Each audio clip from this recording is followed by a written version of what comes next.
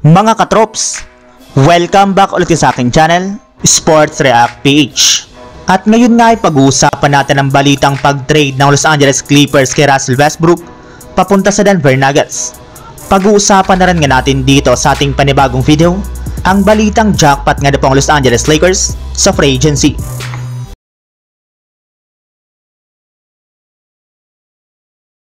Sa kabila nga po mga katrops ng mga hindi magagandang balita na lumabas ng nagdaang araw tungkol sa kalagayan ni Russell Westbrook sa Clippers, ay pinatunayan para naman nga po nito na maayos pa rin ang kanyang relasyon sa kanilang team matapos nga po nitong kunin ang kanyang natitirang player option dito na nagkakahalaga ng mahigit sa $4 million sa susunod na taon.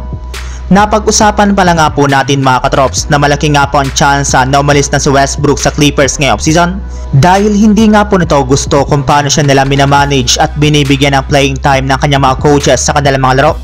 Kaya dahil nga po dyan ay posible nga po na lumipat na lamang ito ng ibang team sa free agency. Subalit agad na naman nga po niya itong pinasinungalingan matapos siyang bumalik sa kanilang lineup. Ayon nga po sa naging pahayag ni Russell Westbrook, wala rin naman nga po siyang problema sa kanilang team. Ang problema lamang isang araw lang nga po mula lang kunin ni Westbrook ang kanyang player option ay pumutok na nga po ang balita na binabalakan na nga daw po siyang i-trade ng Los Angeles Clippers papunta sa Denver Nuggets na isa sa mga kupunan na interesado sa kanyang serbisyo since magagamit nga po nila siya bilang kanilang pinakabagong sixth man at kapalitan ni Jamal Murray sa kanilang bench. Samantala, punta naman tayo sa ating sunod na pag-uusapan sa balitang jackpot nga na po ang Los Angeles Lakers sa free agency.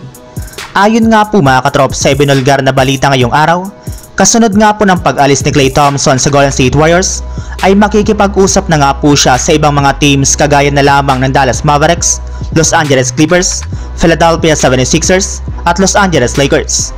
And speaking of Lakers mga katrops, ito na nga po ang frontrunner sa pagkuha kay Klay Thompson since mismong si LeBron James na nga po ang personal na kumausap dito sa telepono upang ma-recruit lamang niya ito na sumali sa kanilang team ngayong offseason.